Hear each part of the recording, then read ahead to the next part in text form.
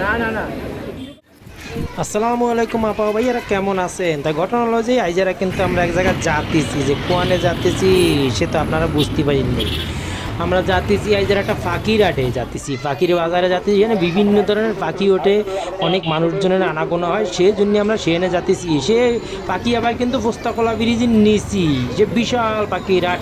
তবে আমরা যে যখন গিয়েছি তখন একটু সময় বেশি বাড়ায় গেলাম, যে একটার পরে গেছি, কারণ 10টা থেকে 1টা পর্যন্ত একেবারে জমজমাট থাকে বাকি রাখতে। আমরা যখন গিয়েছি তখন মানুষজন কমে গেছে, কেনাকাটি প্রায় অনেকটা শেষ হয়ে গেছে, সেই সময় আমরা গেছি। যাইয়ে দিয়েছি তারপরে তো কম নেই, তাই প্রথমে যাইয়ে একটা রাজার দিয়ে জলটা বললে একটা রাজহাঁস কিনবো আমরা। তো যাইয়ে হাতটা দিয়ে দেখলাম যে সে না বিশাল, সে ওজন নেই, অনেক বড় রাজহাঁস কিন্তু কোনো ওজন নেই। তাই এই ওজন নেই, সেই রাজহাঁস নিয়ে তো লাভ নেই। তাই আসলাম যে চলে আমরা কবুতর দেখি আগে, যে বিভিন্ন কালারের কবুতর আছে, যেটা পছন্দ যদি হয়ে বসে তো এটা কিনে নিয়ে যাবে না। তাই যদি ছোটো ছোটো সে লাভ বার্ড কি জানি পাখির নাম তো আমরা বুঝি না, কাকাতুয়া বলে, লাভ বার্ড বলে, তারপরে টিয়ে পাখি বলে, তারপরে বিভিন্ন ধরনের কবুতর যেমন মুখী, তারপরে সবুজ গলা, তারপরে সিরাজি, তারপরে এই বিভিন্ন লক্ষায় বিভিন্ন ধরনের কবুতর। সে বেটা মিটি সে সবাই এসে, সে কেউ হয়েছে কবুতর বেচতি, কেউ হয়েছে কবুতর কিনতি, কেউ হয়েছে বিভিন্ন ধরনের পাখি কিনতি, মুরগি কিনতি, মোরগ কিনতি।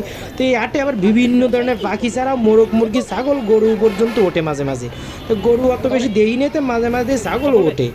কিন্তু আসলাম একজনের কাছে, আইসে দেখি এক বেটায় পাখি নিয়ে ফার্স্টে কানে কানে কথা বলতেছে। তা কী কথা বলতেছে, এসে দাঁড়ালাম, ভাই আপনি কী বলতেছেন ওর সাথে? আরে ভাই আমার ছেলে মেয়ের মতো, আমি যে তাকে যা বলি সেইটা শোনে। তা আসার সময় কান্নাকাটি করতেছিল ঘরে বসে। তো যখন রওনা দিয়েছি তখন সে যখন বাজারে আসতেছে শুনে সে আমার সাথে চিল্লাপাল্লা শুরু হয়েছে, আমি যাবো সেই জন্য সাথে করে নিয়ে আসি। তা আমি বললাম যে আমার হাতে একটু দেন, আমি দিয়ে একটু কথা কয়ে বলি, যে কথা বলে নাকি। তো আমি মাইয়াডারে বললাম যে দেও তো একটু কথা বলে দাও, কথা শুনে নাকি। সে বললো না আমি কথা বলবো, তুমি বলো। তো বলে দেখলাম না, সে আমার কথার উত্তর দিতেছে না। তা দিয়ে দিলাম।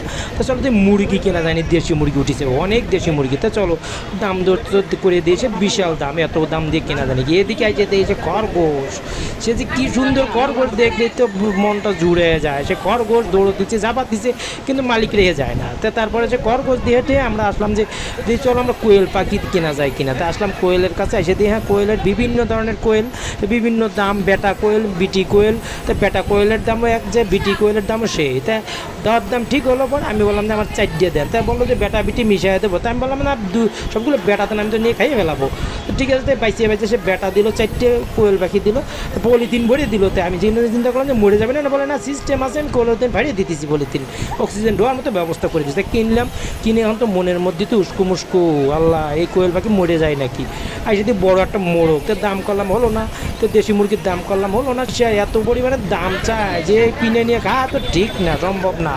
ক্যাম্বাইলে কিনে খাবো, যে দাম বাড়িছে পণ্যদ্রব্য, খাওয়া সম্ভব না। তারপরে কি করলাম, আইসাতে একটা ভিন্ন কালারের মুরগি। তো জিজ্ঞেস করলাম, বললো যে এটা তিতির মুরগি। আইসাতে এই যে সে রশি দিয়ে বাঁধা, গরুর মতো, টিয়ে পাখির মতো কি জানি বলে, সে বাঁধা, বলে বড় লাভবাট নাকি। তা আরেকটা দিয়ে আর এক লোক টিয়ে পাখি, সে কথা নাকি শিখতেছে। তাই আমি বললাম যে আমার কাছে ড্যান্সে দিয়ে কথা বলে নাকি, তো কথা বলেনি, তো শিখতেছে। আপনি যে ঝড় দুটো নিয়ে এটা নিয়ে বলবেন, মাঝে মাঝে কথা বলবে, যে কথা বলা শুরু করবে। তা টিয়ে পাখি তো পালা আসলে ঠিক না, কারণ এটা তো বনজ পাখি, এটা তো ধরাও ঠিক না। সেভাবে আমাদের দিনটা খুব ভালো কাটলো। তো আমাদের ভিডিও কেমন লাগলো, লাইক কমেন্ট শেয়ার দিয়ে ধন্যবাদ।